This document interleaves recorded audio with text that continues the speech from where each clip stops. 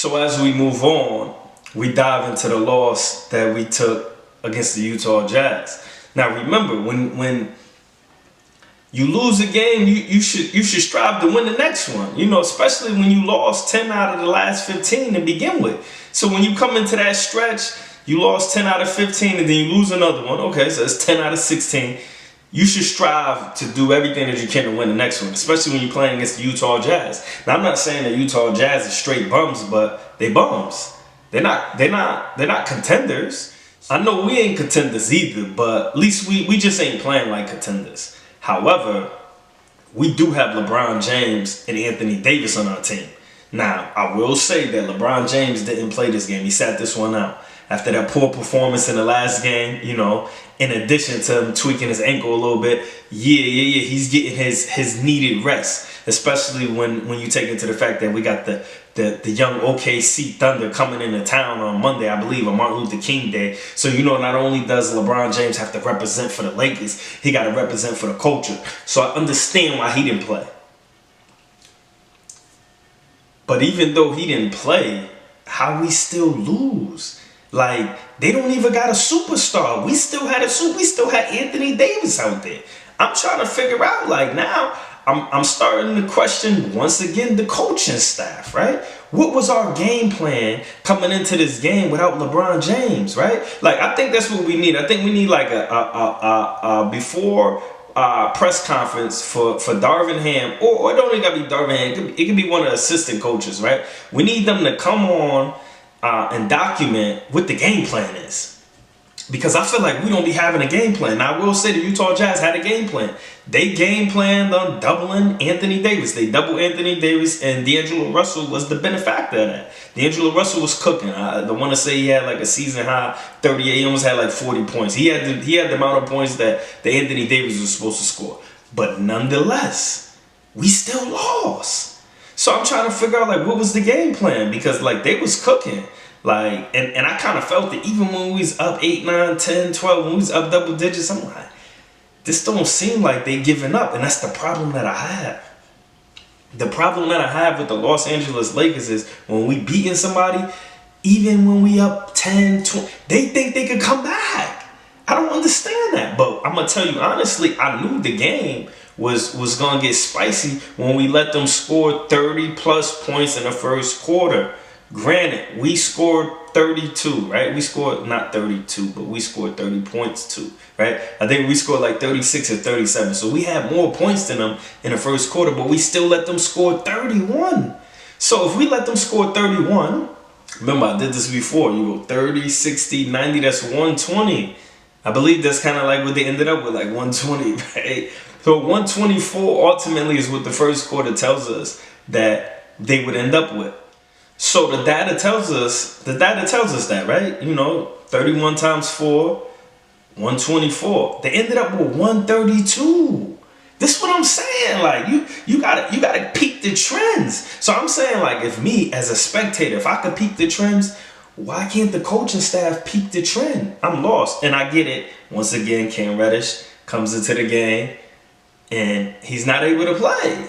At this point, I'm let's just sit him down, right? Because clearly, injuries are the only thing we consistent at. So let's just sit him down, man. There's no reason to put him in, let's just sit him down and let's get that next man up mentality, right? Because you got Rui Hachimura, he's no longer wearing a face mask. So if Rui Hachimura is no longer injured, right?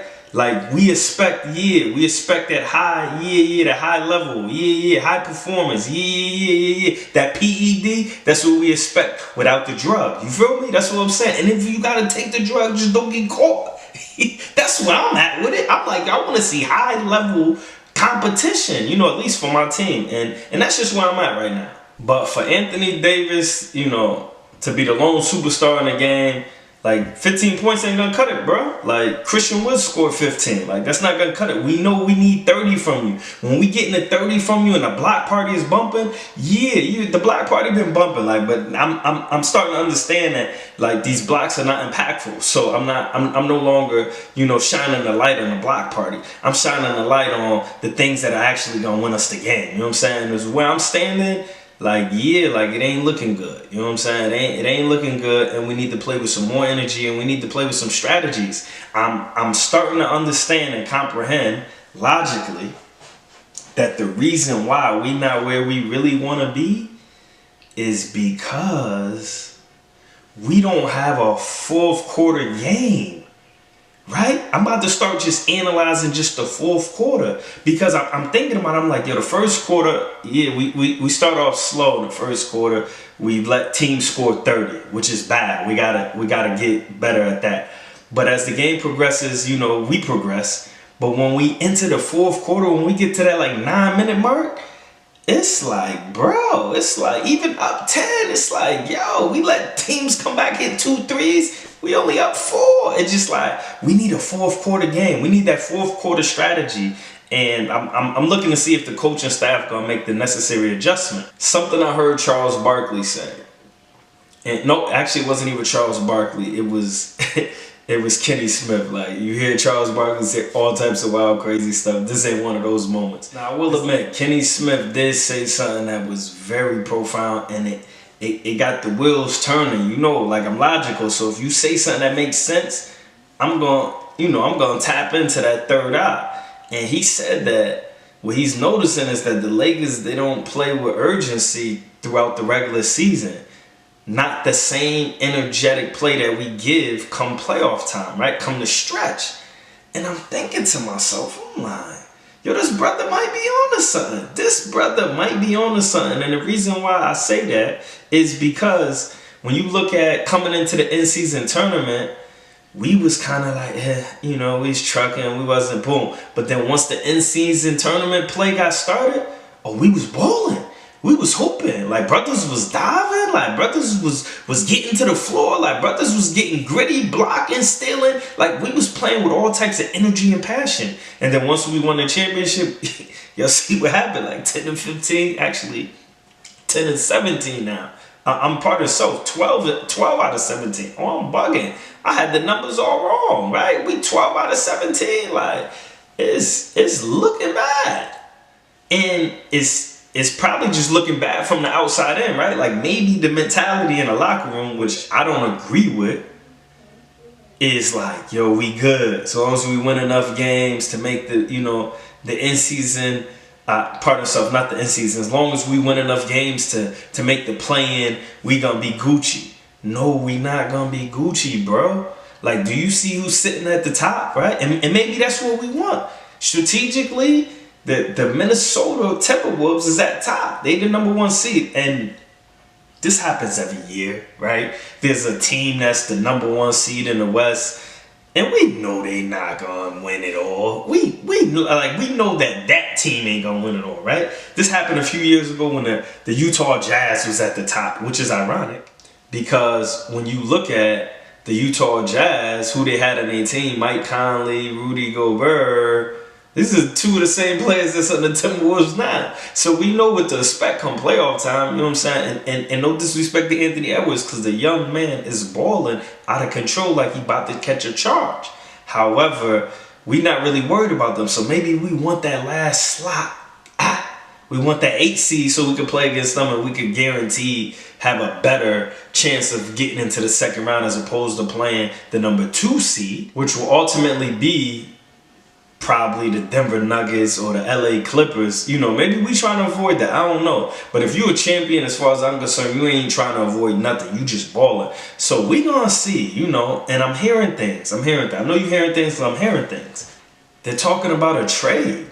Like what trade is gonna make us better than we already are? Like, what player out there is gonna make us better? Now, the only trade I could see is if we give up the old man. Like, that's the only way I see us getting somebody that's actually gonna be that impactful.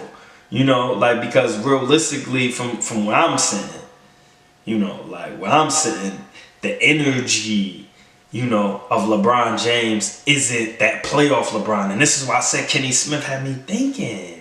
He had me thinking, right? Because I've seen them turn it on. If you go back and you look at LeBron James play during the in-season tournament, oh man, this brother was vintage LeBron. And then after that, he just, down the stretch, it's just, I don't know. Like, so, but if we not getting rid of LeBron, then we not getting nobody that's really gonna come in and change the identity of our team. But I did realize something else last night when I watched the Utah Jazz play, right? Without LeBron James in the lineup, we was faster. That ball was moving, right? Yeah, that ball was moving. So that's something to pay attention to. You know, that's definitely something to pay attention to. But nonetheless, what I'm seeing is hopefully the same thing you see. You know what I'm saying? We got some possibilities, but for a trade, they talking about like the DeJounte Murray. Like, brother, what is he gonna do? Like, and clearly the Hawks gonna want Austin Reeves.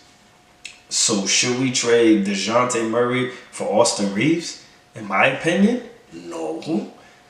Austin Reeves is a Laker. Austin Reeves is a baller, and he's a ball handler. I think we good. I think we good on DeJounte Murray for Reeves. Like, I'm not saying DeJounte Murray can't ball, but he's not gonna change anything. So we might as well keep the team the same. And I think that's an issue too. If you notice, I'm making a lot of issues in this one. This is a good one. I'm gonna have to clip this up because I got a lot of good points in this one. So another issue that I'm realizing is that ever since LeBron James has been in LA, we outside of him and Anthony Davis, we don't have like a core. Like we haven't had the same team. We haven't had the same players. So if we don't got the same players, where's the continuity gonna come from?